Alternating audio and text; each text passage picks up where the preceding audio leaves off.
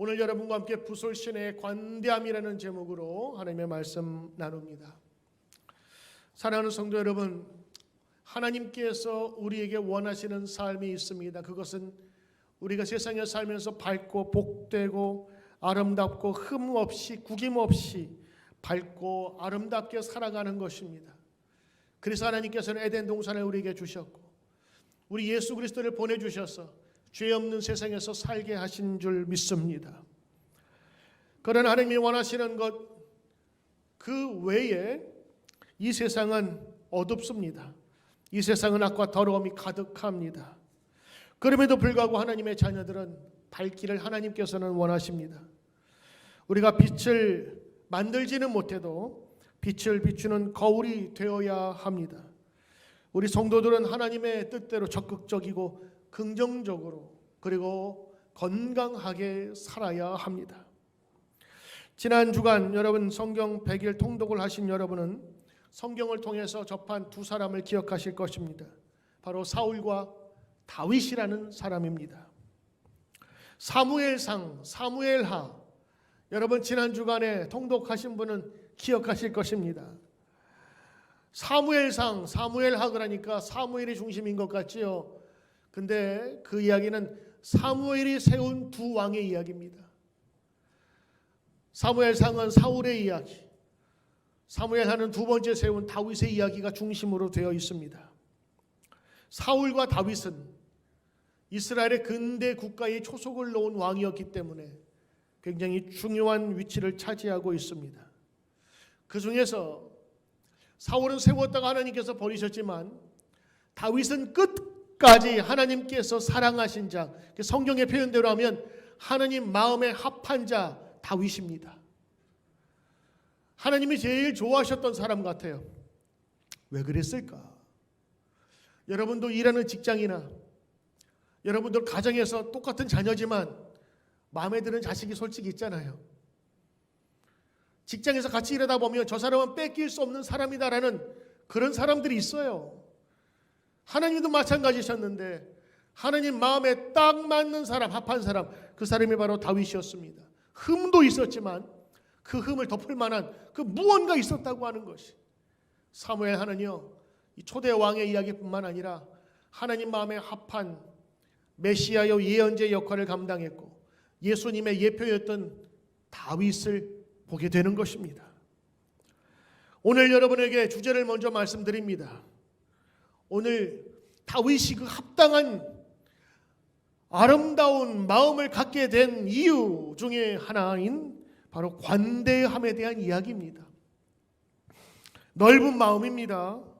용서의 마음입니다. 베푸는 마음입니다. 바로 이것이 다윗의 관대함으로 한 나라를 세우는데 초석이 된 중요한 사건이 여기 나옵니다.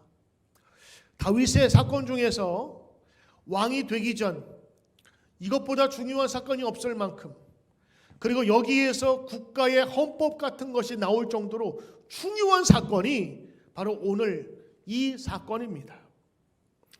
이 다윗을 다윗답게 만든 그의 마음가짐을 통해서 코로나 시대를 살아가는 우리에게 새 힘이 되기를 축복합니다.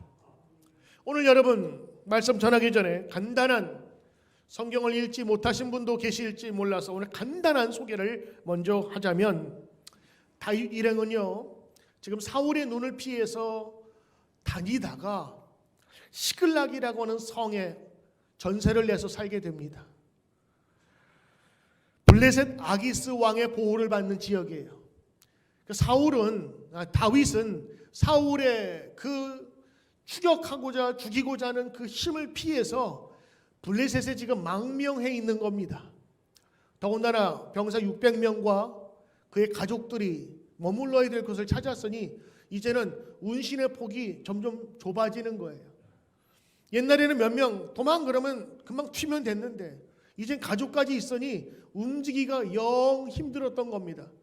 그래서 적군이었던 블레셋의 아기스 왕에게 가서 자기를 용병으로 써달라고 하고 계약을 맺고 거기에 머무르게 됩니다. 근데 이게 웬일입니까?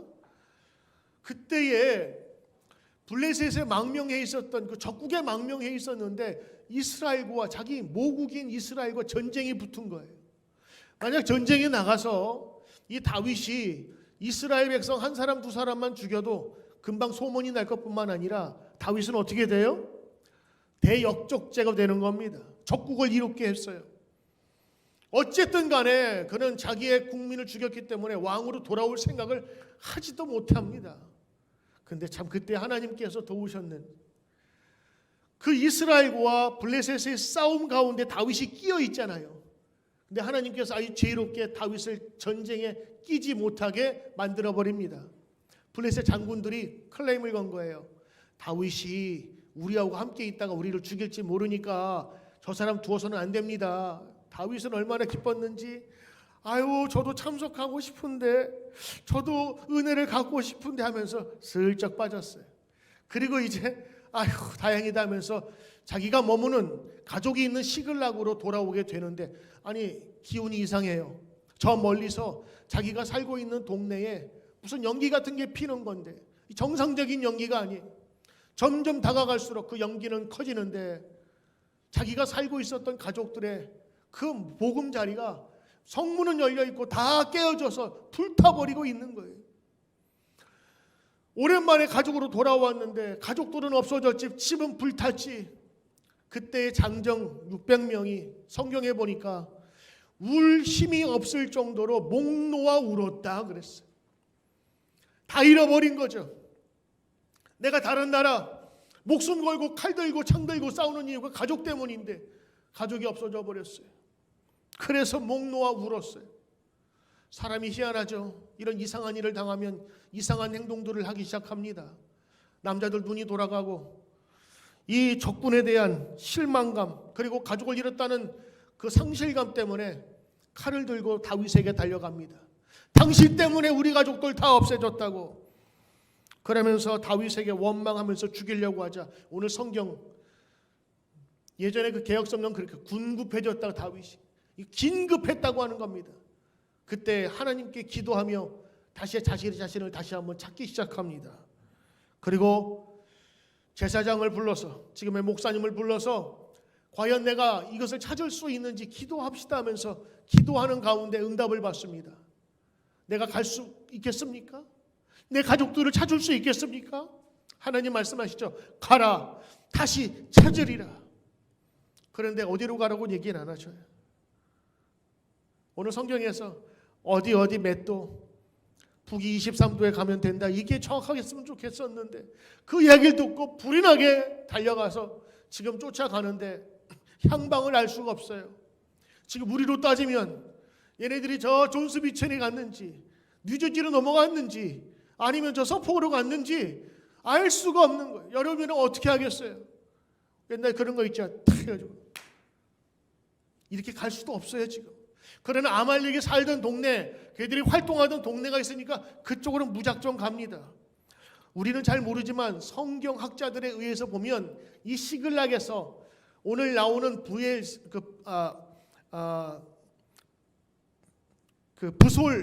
시내, 거기에 머무르게 됐는데 그 거리가 39km입니다.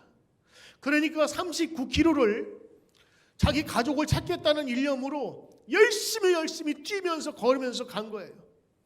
평지가 아닙니다. 산이 있고 골짜기고, 그걸 지나서 39km를 갔으니까 이거는 보통 평지에 한 5, 60km를 갔다고 보면 되는 거예요. 여러분, 마라톤 42.195, 가장 가벼운 난닝 선수와 팬츠만 입고, 그것도 아주 신라만한 신발 신고 42.195를 뛰면 보통 2시간 10분 내에 1등한 사람은 들어오지만 보통 정상인은 5시간에서 7시간 걸린답니다. 아무것도 안 갖추고 빤스 하나만 입고. 근데 이 사람들은 지금 군인이기 때문에 무장을 갖췄어요. 무거운 칼을 들고 혹은 창을 들고 그 먼 길을 60km, 50km를 달려갔으니 여러분 얼마나 힘들겠습니까? 마라톤 42.19를 뛰면요, 전문 선수들도 3, 4km가 그 하루에 줄어버린데, 열량으로 소비돼서. 그러니 이들이 가족을 구한다는 일념으로 50km 이상을 갔으니 그 주저앉을 수밖에 없는 거예요. 물을 먹고 정비를 합니다. 어디로 갈까? 우선 먹고 보자. 그래서 쉬고 난 다음에 다시 가려고 그러는데 200명이 쥐가 나고 이 오랫동안 걸었기 때문에 다리가 까지고, 여러분 행군하시면 아시죠? 그 물집 생겨가지고 더 이상 걸을 수가 없게 된, 전투에서 벗어나야 되는 그런 사람들이 200명이, 내 가족의 일이지만 가지 못하는 그 사람들, 마음이 얼마나 답답하겠습니까? 더 이상 나는 못 가겠다 하는 그 사람들 200명을 남겨두고 400명이 또 다른 가족을 지금 찾기 위해서 출발을 합니다. 가는 사람도 불편했고 남아있는 사람은 얼마나 불편했을까요? 내 가족의 일인데.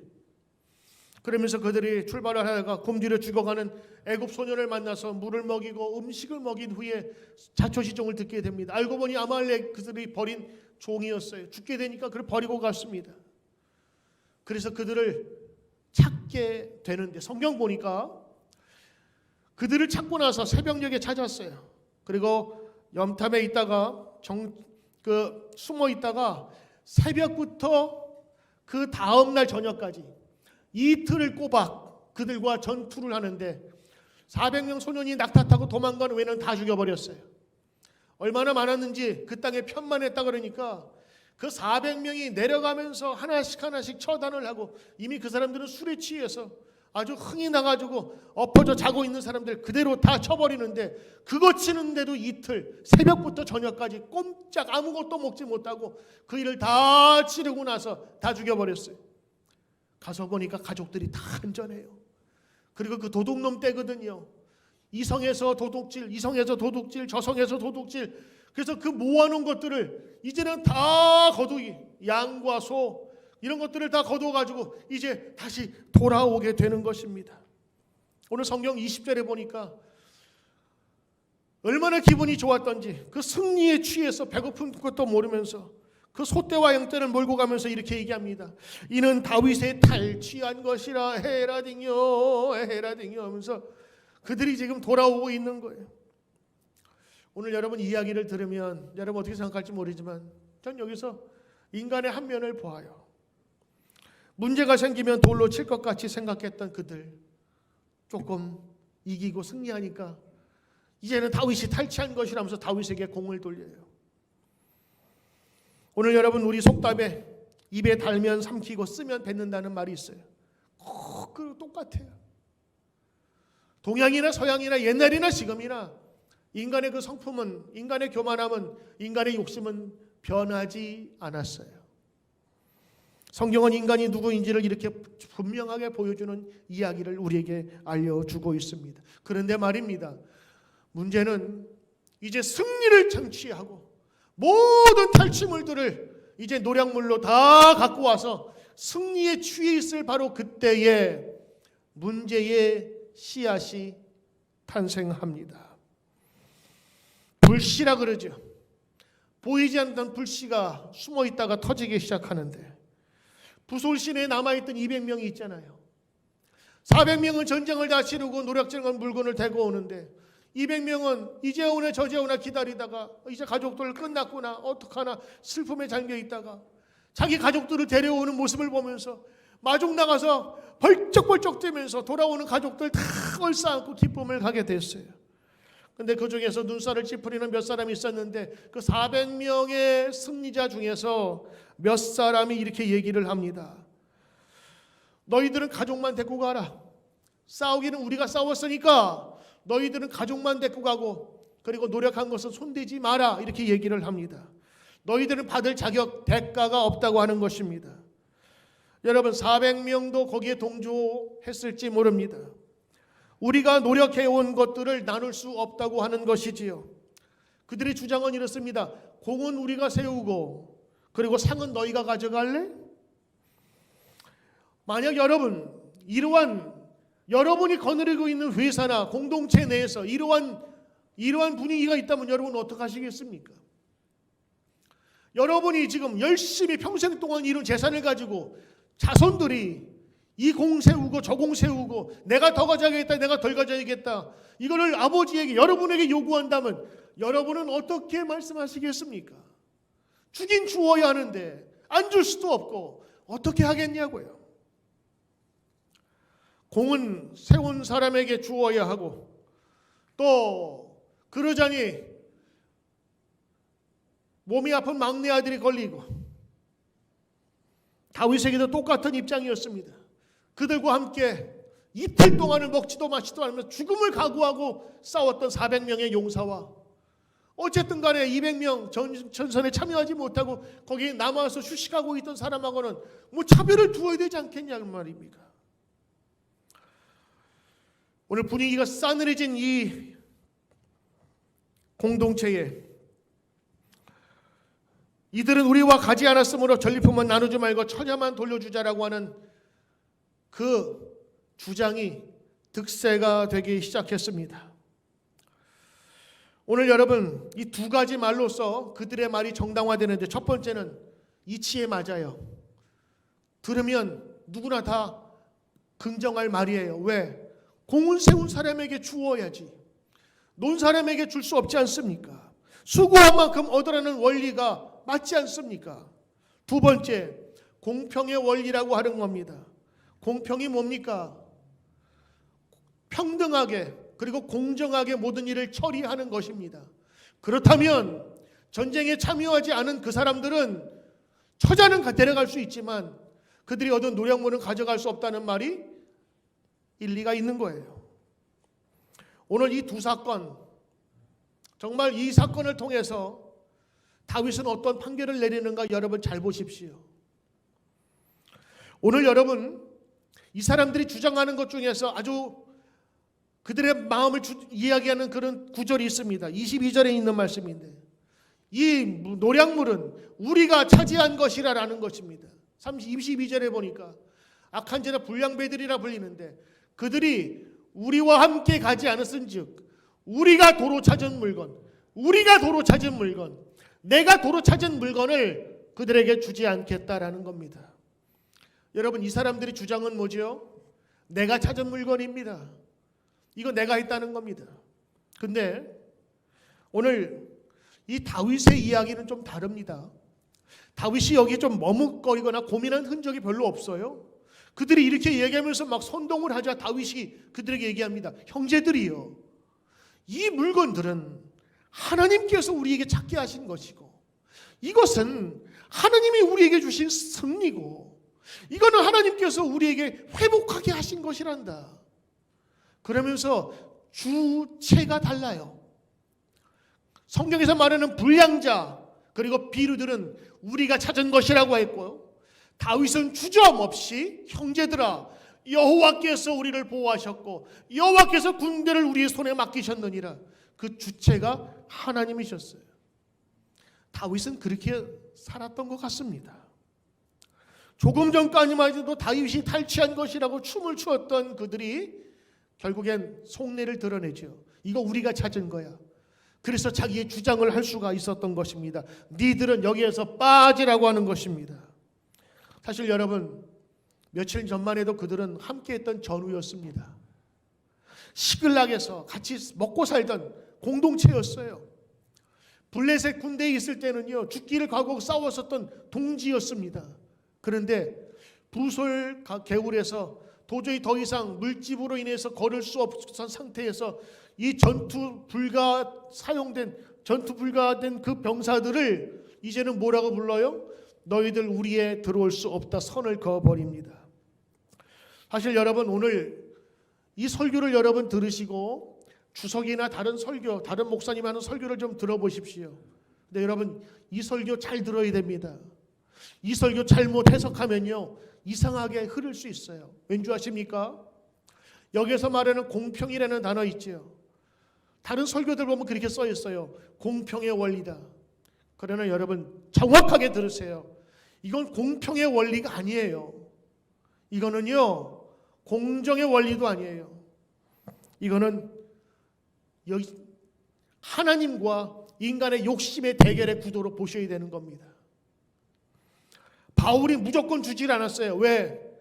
바울이 함께 나눈 대상은요 그와 함께한 병사들이었고 적어도 가족을 잃은 공동체였고 부솔 시내까지 그것도 하루 종일 가족을 찾겠다고 어쩔 수 없이 머물러 있던 사람들이었다고요. 근데 어떤 사람들은 이것을 보면서 공평의 원리라고 하는데 여러분 이것을 잘못 해석하면요 무조건 나누어 주거나 무조건 잘못 분배해 주는 그런 공산주의적 해석을 하게 되는 것을 보게 됩니다. 여러분, 오늘 다윗은 정말 은혜롭게 판단하고 나누어 줍니다. 어떤 사람은 이걸 공평하다고 그러는데 저는 공평하진 않은 것 같아요. 공을 더 세운 사람에게 더 주는 게 맞지. 훈장을 달아줘야 될 사람에게 훈장을 달아주는 것이 그게 공평한 거지. 모든 사람이 공평하다는 것은 똑같이 나눠주는 것이 아니라 기회의 공평이라고 우리 그렇게 배웠잖아요. 근데 오늘 말씀 보면요, 여기에서 성경에서 불량배라고 하는 사람들, 악한 자들이라고 하는 사람들의 주장을 잘 보십시오. 그들이 이야기하는 바 공평을 이야기하는 거예요. 공적을 많이 쌓은 자에게는 공정하게 더 많이 주라. 나 훈장 받을 만하니 훈장 더 달라고 하는 것입니다. 그러면서 뭐라고 얘기하냐면 공평을 외치지요. 그러나 그들은 공평을 외치나 그 속내는 달랐습니다. 처자는 데려가. 만약 그랬다면 처자들도 데리고 가지 말라고 했어야 됐지. 처자만 가족만 데리고 가. 그러나 내가 갖고 온 돈은 건드리지 마, 이겁니다. 철저하게 말하면 돈은 같이 나누기 싫다고 하는 것입니다. 그래서 오늘 이것을 가지고 어떤 분은 이렇게 얘기해요. 공평함과 은혜의 대결이다. 아닙니다. 공평함과 은혜의 대결이 아니에요. 여러분, 그러면 하나님의 공평을, 하나님의 정의를 왜곡할 수가 있어요. 하나님의 정의는요, 반드시 존재합니다. 하나님의 공평은 존재해요. 그리고 그에 맞는 합당한 상을 주시기도 하세요. 근데 여기서는 공평과 그리고 하나님의 은혜와의 대결이 아니라 더 깊게 들어가면 인간의 더러운 욕심과 그리고 하나님의 은혜의 대결이에요. 어떤 분은 이것을 더 깊게 보면서 이렇게 바꾸어 말하더라고요. 결국엔 돈과 하나님의 싸움이다라는 겁니다. 다윗은 하나님을 보았어요. 다윗은 하나님이 주신 은혜를 보았다고요. 그런데 그 악한 자들, 불량자들, 사실은 공을 세운 사람들이지. 박수를 받아봐야 마땅한 사람이지. 그런데 그 사람을 성경은 뭐라고 얘기하냐? 불량배요, 악한 자라. 왜 그랬을까요? 그들의 속에는요, 공평을 이야기하는 것 같았지만 결국에는 자기 욕심이 들어가 있었고 자기의 재물을 지키려고 나누어주지 않으려는 그 더러운 탐욕이 그 속에 있었던 겁니다. 결국 그들이 요구하는 건 그거 아니겠습니까? 내가 갖고 온 돈 갖지 말라는 겁니다. 너희들하고 섞이기 싫다라고 하는 것이지요. 세상에는 공평의 원리를 주장하면서 자기의 속내를 챙기는 사람들이 너무도 많습니다. 세상을 살아보니까 공평과 정의를 그렇게 외치는데 그들의 속내를 들여다보면 얼마나 교활하고 사람들을 선동질하는지 사람들이 다 속고 말아요. 세상에서 하나님보다 돈을 더 사랑하는 사람들, 하나님보다 권력을 사랑하는 사람들의 이 분명한 선과 악을 구별할 수 있는 지혜의 눈이 필요하다는 것을 우리는 기억합니다. 다윗은 알아차렸어요. 형제들이여, 말은 안 했지만 너희들의 그 욕심을 버리라. 가로입니다. 성경에 나오지 않았지만 이렇게 속으로 다윗이 생각했을 거예요. 내가 니들의 속마음을 모를 줄 알아? 공평을 이야기하지만 결국에는 네 거 너만 갖겠다는 거잖아. 그러면서 다윗이 이렇게 얘기를 합니다. 형제들이여, 우리의 모든 것은 하나님이 주신 것입니다. 여러분도, 여러분의 가족도, 우리의 승리도 하나님께서 주신 것이. 그래서 주장할 수 없습니다. 결국에 다윗은요, 이 탈취한 것들을 공평하게 나누는데 전쟁에 나가 있는 사람이나 전투에 속하지 않고 그 소유물에 있는 사람이나 똑같이 분배받지 않느냐, 그 원리를 가지고 모든 사람에게 공평하게 나누어 주고 탈취한 그 물건들 중에서 유다의 성읍의 장로들에게 선물로 넉넉히 보내서 모든 사람들이 풍요롭게 만들어 줍니다. 사실 다윗이 나 절반 갖겠다 그래도 대장인데 뭐 할 말 뭐가 있어요. 다윗이 없으면 무너지는 공동체인데, 근데 다윗은 절대로 자기 주장 그렇게 하지 않았고 공평하게 나누는 길로 선택했습니다. 기준은 뭐예요? 우리 모두 다 하나님의 은혜 받은 사람이라고 하는 것입니다. 악한 자들, 비루자들의 주장은 뭐예요? 모든 것들이 내 것이라고 하는 거였어요. 내가 내 것이니까 내 마음대로 할 수 있지. 그러면서 선을 그어버렸지요. 그러나 하나님의 은혜를 바라보는 다윗은 거저 얻은 물건이든 함께 나누게 됐어요. 왜? 다음에 또 주시는, 공급해 주시는 하나님이 계시기 때문이었습니다. 여러분, 하나님의 나라는, 성도들의 마음에는, 그리고 하나님의 교회는 이 원리로 살아가야 합니다. 바로 은혜의 원리입니다. 다윗은 이렇게 선언했습니다. 전쟁에 나갔던 자나 소유 곁에 머물렀던 자나 일반인이 같이 분배할지니라. 이후에 이 원리는 다윗 왕국의 원리가 되었습니다. 이게 중요한 사건이라는 게 그래서 그런 거예요. 마치 헌법처럼 다윗이 이루어가고 있는 나라의 중심에는 이러한 은혜가 적용된다라는 것을 보여주는 거예요. 앞으로 그 나라에 들어올 어떤 사람이든지 이 은혜 가운데 들어온다고 하는 것입니다. 이것이 다윗이 나라를 만들면서 기초로 세운 것이고, 성경에 보니까 이것이 다윗 왕국의 원리가 되었다, 헌법이 된 거예요. 어떤 것이요? 은혜자의 삶. 내가 먼저 은혜를 입었으니 은혜로 살아간다고 하는 이 원리, 그리고 이 은혜의 중심에는 하나님이 우리에게 승리를 주셨다고 하는 고백이 그 나라의 근간이 되었다고 하는 것입니다. 얼마나 중요한 사건입니까? 오늘 우리가 이 사건을 통해서 믿음의 교훈 두 가지를 바라봅니다. 첫째, 말로만 외치는 공평, 거짓 공평이 아니라 은혜를 보아야 된다고 하는 것입니다. 오늘 여러분 혹시라도 공평이냐 은혜냐, 이건 잘못된 구도입니다. 공평이 아니에요. 공평은 하나님의 편에 속한 하나님의 성품입니다. 이거는 공평이 아니라 자기 이득을 채우는 욕심과 하나님의 은혜의 대결이라고 하는 것이에요. 사랑하는 성도 여러분, 우리가 신앙생활하면서 깎이고 순응해야 되는 그런 여러 가지 우리 훈련 받아야 될 성품들과 마음이 있습니다. 신앙은 우리의 본성을 자꾸 거슬러요. 세상의 모든 조직들과 운영체계는 이득을 중심으로 나갑니다. 돈이 아니면 사람을 채용하지도 쓰지도 않아요. 오늘 세상을 살아가면서 교회는 달라야 되지 않겠습니까? 신앙생활은 달라야 되지 않겠습니까? 교회는 세상에서 존재하는 가장 독특하고 때로는 세상과 정반대의 길을 가는 바로 하나님의 머무는 집, 바로 그것이 교회입니다. 여기서는 이득과 이기심이 아니라 은혜가 지배되는 곳이 되어야 합니다. 만일 여러분이 교회에서 내가 이만큼 교회에 오래 다녔으니까, 내가 이만큼 교회에서 역할을 했으니까 나는 이런 대우를 받아야 된다고 생각한다면 여러분 마음 안에 불평과 원망이 때로는 가득할 겁니다. 왜냐하면 여러분의 생각처럼 그렇게 알아서 여러분을 높여주는 사람이 많지 않거든요. 반면에 여러분이 감사한 마음으로 내가 지금 이곳에 하나님의 귀한 자녀로서 일원이 되었다고 하는 것을 감사함으로 여기며 받는 사람들은 신앙생활이 즐거울 것입니다. 이것이 교회의 원리입니다. 왜냐하면 교회는 돈 들고 기부금 들고 들어와서 자리 차지하는 조직이 아닙니다.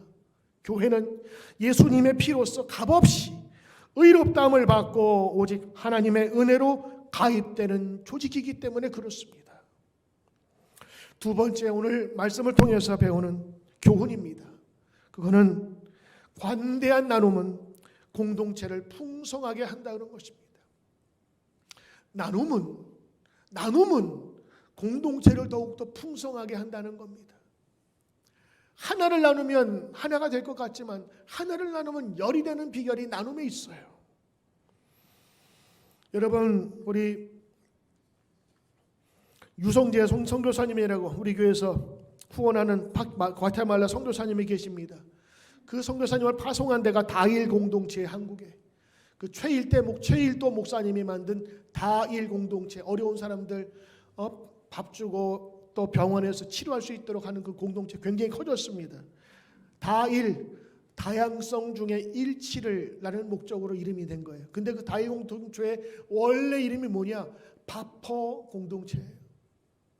청계천에서 아이들, 버려진 아이들, 엄마는 있는데 돌보지 못하는 아이들 배고프니까 라면 끓여주면서 시작한 것이 밥퍼 공동체.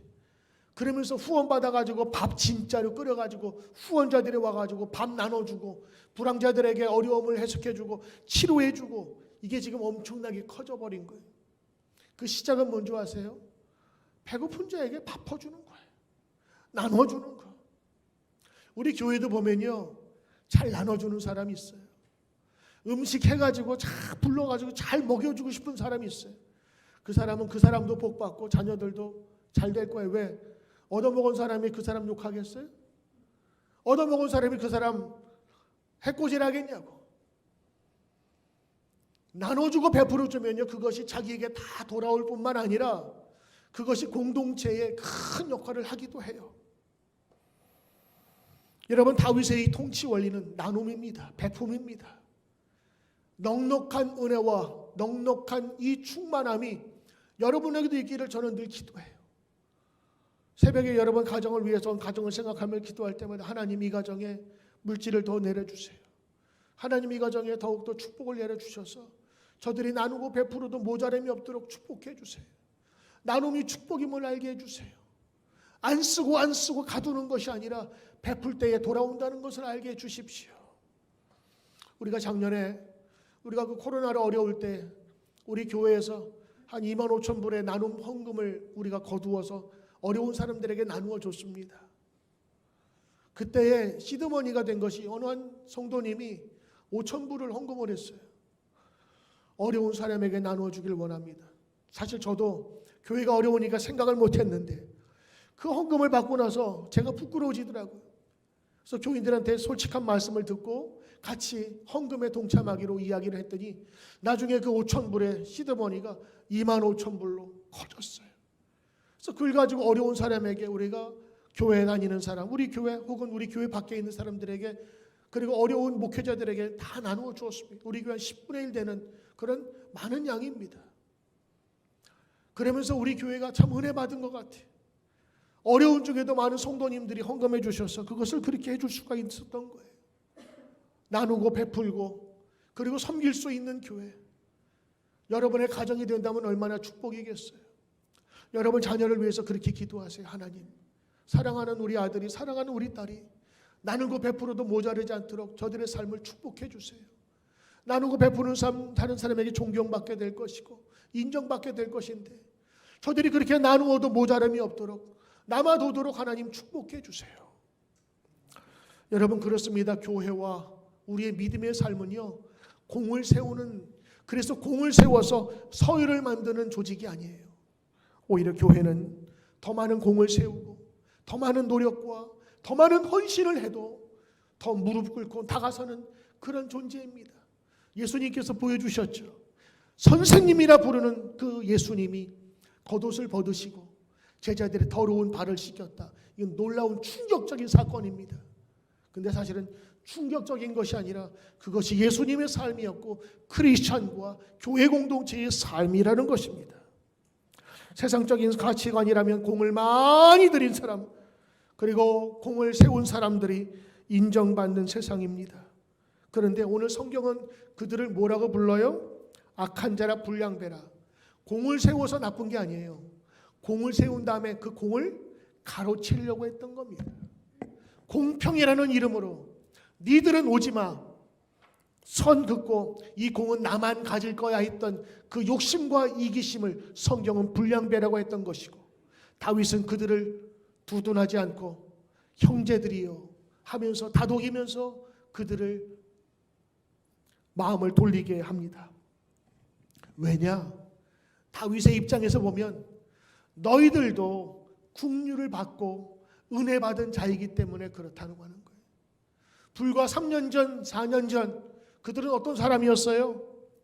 광야에서 다윗이 도망갔을 때에 막장 인생으로 인생 벼랑 끝에 몰렸던 사람들이었다고요. 그 사람들 다윗이 걷어줬어. 걷어준 거예요. 니들도 그때에 이렇게 막장 인생 살 때, 인생 끝날까지 이제는 벼랑 끝에 있는 사람들을 내가 거두어 주었는데 이제는 누가 누구를 멸시하고 누가 누구를 그렇게 선을 긋고 있니? 내가 볼 땐 다 똑같은 건데 니네나 걔네나 은혜 누가 먼저 받았느냐 차이지 무슨 차이가 있겠느냐라는 것입니다. 교회 봉사도 마찬가지입니다. 여러분, 내가 먼저 와서 얼마나 내 교회를 위해서 헌신했는데 나중에 들어온 사람이 박힌 돌 빼려고 그런다고, 여러분 그런 생각 가질 거 없어요. 그렇게 따지면 제가 지분이 제일 많아요. 저 이 교회 개척했잖아요. 제가 얼마든지 그러면 마음대로 할 수 있게요? 그렇잖아요. 교회는 교회 원리대로 이끌어가는 겁니다. 교회 공동체의 원리가 있어요. 그것은 바로 오늘 성경에 나오는 은혜의 원리입니다. 오히려 더 많이 번 사람이, 더 많이 공을 세운 사람이 무릎 꿇고 다가설 수 있는 공동체가, 그게 교회 되어야 돼요. 우리 교회 그렇게 되어야 됩니다. 저 목사님, 장로님, 권사님, 저런 분이 어떻게 저럴 수가 있지라는 이야기가 나오는 공동체가 되어야 되는 거예요. 요즘에 한국 교회가 많이 비판을 받는다고 합니다. 왜 그럴까요? 교회가 금권주의화되고 교회가 세상과 다를 바가 없이 변해가 버려요. 낮은 곳에 서야 될 교회가 점차로 고개를 서고, 그래서 세상에서 낮아들게 하나님의 말씀으로 낮은 마음으로 다가서는 이 교회의 진정한 예수님의 마음을 닮아가야 한다는 것입니다. 하나님은 이 부솔 개울가에서 다윗을 통해서 그 귀한 마음을 받으셨습니다. 오늘 부솔 개울가의 이 다윗은 바로 예수님을 예표하는 것입니다. 너희들 지쳤느냐? 힘이 없느냐? 다 나에게로 오라. 다윗이 지금 그 역할을 하잖아요. 남겨진 200명, 힘이 없어서 갈 수 없는 그 존재들, 세상 사람은 자르지요. 이 사람들은 퇴출 대상입니다. 퇴사하십시오. 그러나 성경에서 말하는 은혜는 그들을 거두고 함께 가는 것입니다. 예수님도 그랬잖아요. 지친 사람들, 사회적으로 떨어져 나간 그런 부속적인 사람들을 예수님 다 거두시잖아요. 다윗을 통해서 세우실 나라가 앞으로 그러한 모습으로 다가간다는 거예요. 이 땅에 들어오는 자, 이 나라의 그 권역 안에 들어오는 모든 자들은 은혜롭게 그것을 거둘 것이라고 하는 통치, 거대한 관용함과 관대함이 있는 나라를 세우겠다고 하는 것이 바로 오늘 부활 사건의 이 판결입니다. 그냥 지나치는 나눔 정도가 아니에요. 그래서 다윗은요, 유다 지파였지만 나중에 전체 지파를 다 아우를 수 있는 관대함을 가지고 한 나라의 통치 왕이 된 것입니다. 사랑하는 성도 여러분, 우리에게 이 은혜를 누가 허락하셨나요? 하나님이십니다. 그러므로 우리는 이렇게 고백해야 합니다. 내가 이룬 것이 아니라 모든 것은 다 하나님이 주신 전적인 은혜 덕분입니다. 하나님께서 나에게 모든 것을 주셨습니다. 이 다윗의 고백 아닙니다. 형제들이요, 이 전쟁은, 이 승리는, 이 모든 것은 하나님이 우리에게 주신 것이라. 그러므로 내가 내 것이라 주장할 수 없으니 형제들이여 마음을 넓게 하십시오. 사랑하는 우리 성도님들, 교회에서 원수가 없게 하십시오. 원수가 있다면 기도하십시오. 여러분이 일하는 일터에서 사람을 돈으로 보지 않게 하시고 사람을 사람으로 대할 수 있는 주인이 되게 오너가 해달라고 여러분 기도하십시오. 오늘 하나님께서는 그 은혜를 우리에게 주실 줄 믿습니다. 저는 오늘 이 말씀을 준비하면서 떠오르는 노래 하나가 있더라고요. 나를 나되게 하신 것은 하나님의 은혜다. 나를 나되게 하신 것은 하나님의 은혜라. 나를 지으신 분이 하나님, 나를 부르신 이도 하나님, 나를 보내신 이도 하나님, 나의 나 된 것은 다 하나님 은혜라. 기도하겠습니다. 하나님, 우리에게 귀한 은혜 주셔서 감사합니다. 죄악에 빠져서 죄의 노예로 있을 우리들을 예수 그리스도의 보혈로 우리를 살려주시고 천국 백성 삼으시고 예수의 제자 삼아주시니 감사를 드립니다. 이 감사함과 고마움, 전적인 하나님의 은혜임을 믿고 나가게 하옵소서. 감사드리며 예수님 이름으로 기도드리옵나이다. 아멘.